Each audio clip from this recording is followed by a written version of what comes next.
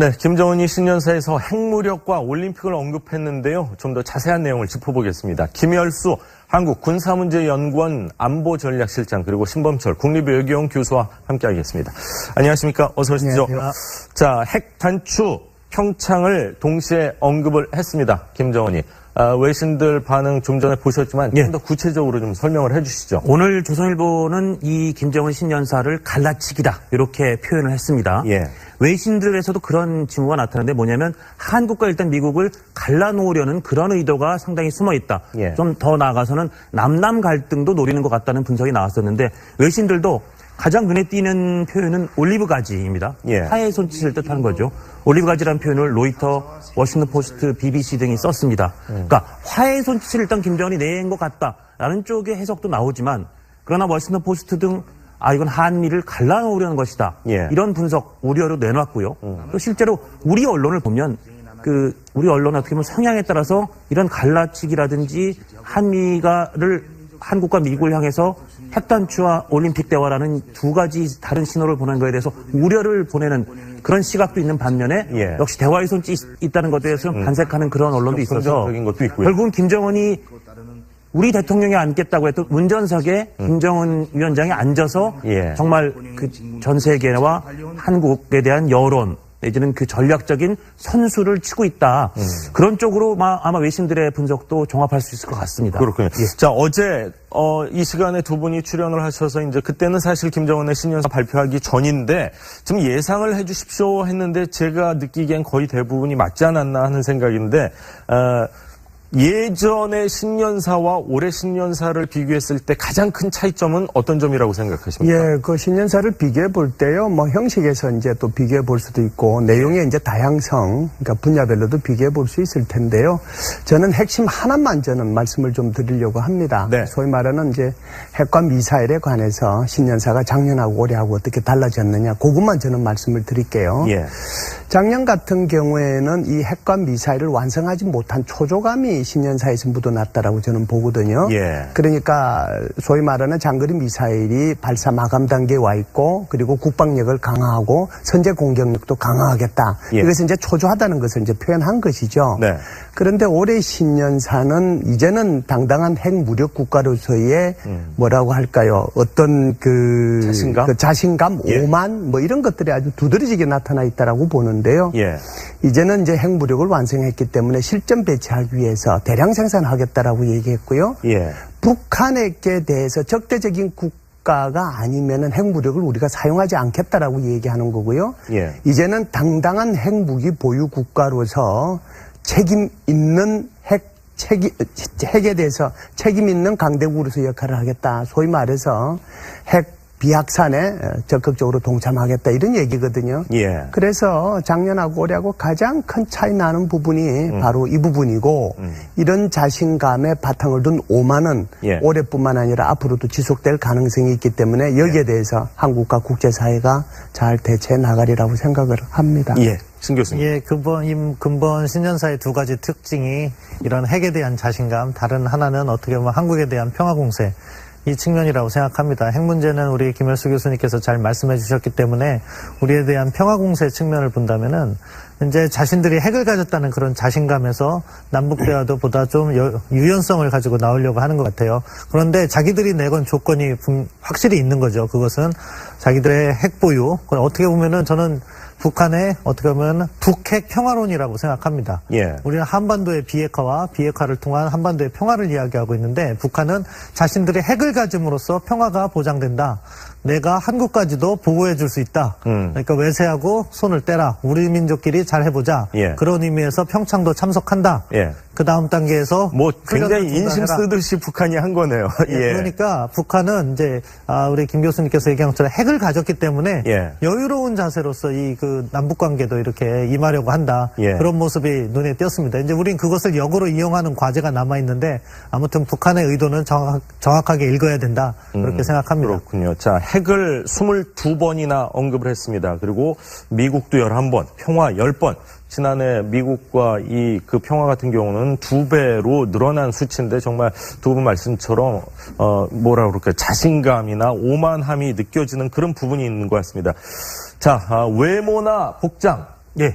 뭐 갑자기 늙은 건 아닐 테고 이제 어려 보이는 건 싫은 것 같아요, 김정은이. 그런 것 같습니다. 어제 TV조선이 확 늙어 보이는 김정은이라는 그 포인트를 잡아서 리포트를 만든 게 예. 오늘 아침까지도 굉장히 화제의 기사가 됐었는데 지금 화면에도 나오는 것처럼 확실히 전해보다 좀 늙어 보이고 근데 일부러 보면 김일성 배지도 뗐을 뿐 아니라 방송용 화장도 잘 안 한 것 같다. 예. 그래서 민낯으로 오히려 피부의 얼룩을 좀 도드라지게 보이게 했다. 예.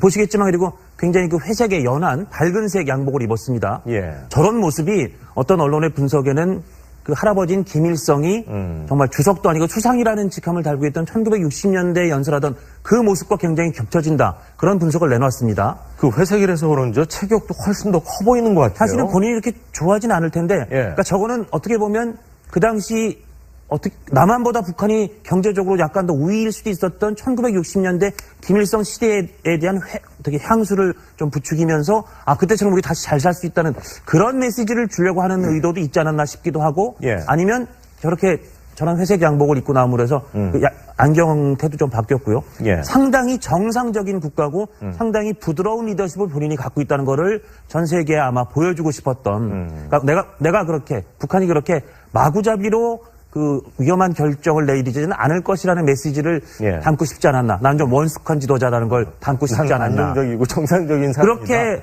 뭐 제가 관심법을 갖고 있지는 않습니다만 예. 그렇게 읽힙니다. 그렇군요. 예. 자, 김정은 신년사.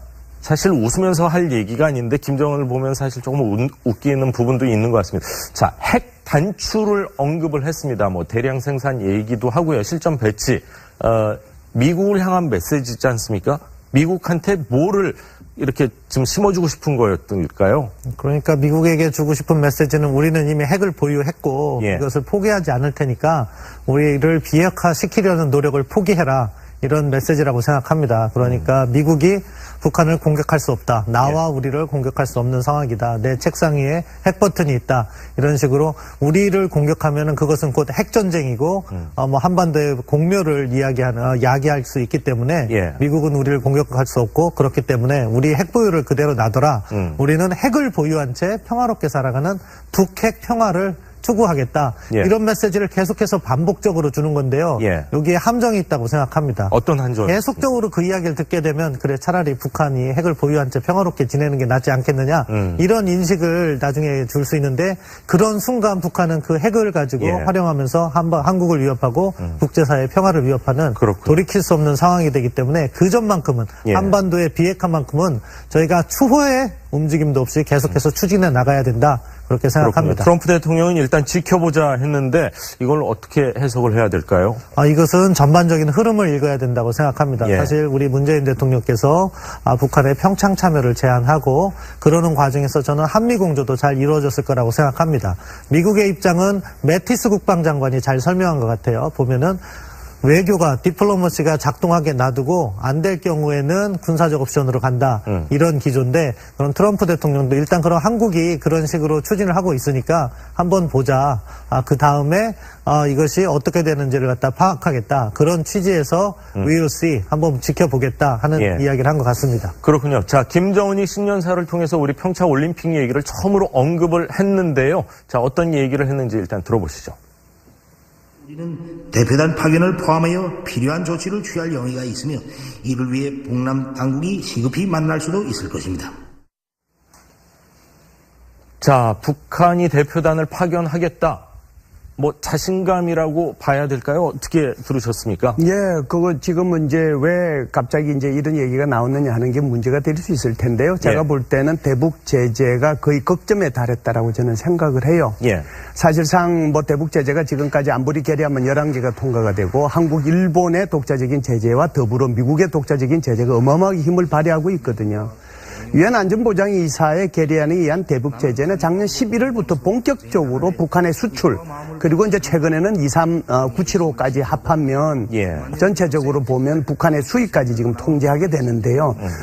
이 정도 의미는 김정은 신년사에서 지금 얘기하고 있다시피 제재 때문에 힘들고 괴롭다라는 표현을 한 거잖아요. 예. 그래서 여기 이제 돌파구를 마련할 필요가 있는데 그 돌파구 중에 하나가 바로 남북 관계 개선을 통해서 이제 뭔가 한국으로부터 어떤 경제적인 지원이라든지 그렇죠 뭐 화해 협력을 통해 가지고 전 분야에 걸쳐서 대화를 할 수 있다라고 얘기한 것은 예. 정당, 정치인, 정부뿐만 아니라 민간단체, 구호단체까지도 할 수 있다는 그런 의미거든요. 그렇죠. 그래서 이제 전 분야에서 좀 지원을 받았으면 좋겠다. 예. 그러려고 하면 그렇게다 거기에다가 초점을 맞추면 안 되니까 예. 평창올림픽에다가 초점을 맞췄다 이렇게 보시면 될 것 같아요. 자, 통미봉남에서 이제 통남봉미가 된 듯한 그런 방향으로 흐르고 있거든요.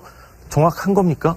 남남 갈등을 부추기기 위해서는 이 전략이 맞는 것 같긴 한데요. 예, 모양새는 그런데 북한의 그런 전략적 포석이라고 하는 것은 결국에는 통미든 통남이든 통미로 간다. 저는 그렇게 생각합니다. 왜냐하면은 자신들의 생존을 위해서는 대북 제재를 갖다가 철회해야 되는데 그 힘은 미국만 가지고 있다. 따라서 지금 북한에게 가해지는 그러한 압박을 피하는데 집중하고 그러기 위해서 한국을 활용하려 하고 그 다음 단계에서 좀 제재라든가 이런 분위기가 조성되면 미국과 결정적인 대화를 하려고 하는데 우리는 그런 것을 역으로 이용해야 된다고 생각합니다. 북한이 지금 경제적으로 어렵기 때문에 이런 전향적 자세를 보이고 있고 따라서 우리는 그것을 갖다가 기회로 삼아가지고서는 통남도 하고 통미까지 연결시켜서 비핵화 쪽으로 끌어내는 그런 지혜가 필요하다고 생각합니다. 그렇군요.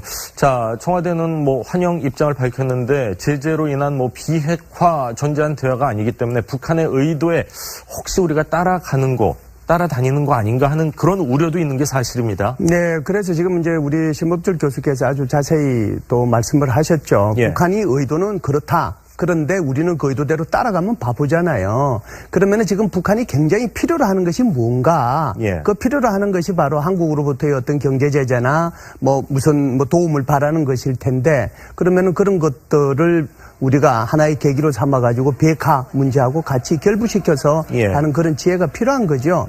그렇기 때문에 어제 사실상 대통령께서 그 뒤에 뒤산에 올라갔다가 내려와서 같이 식사하는데 그 안보실장은 빠졌거든요. 그 안보실장이 빠진 이유가 바로 이 부분 가지고 고민하고 미국과 조율하는 그런 단계에 있었기 때문에 그래서 아마 그랬다라고 보고 그래서 어제 우리 정부의 발표 시간도 거의 한 7시간 정도 있다가 이제 환영한다라고 얘기한 거잖아요. 그만큼 우리 스스로도 고민을 많이 했고 또 미국과 협조를 했다. 이렇게 보시면 될 것 같습니다. 그렇군요.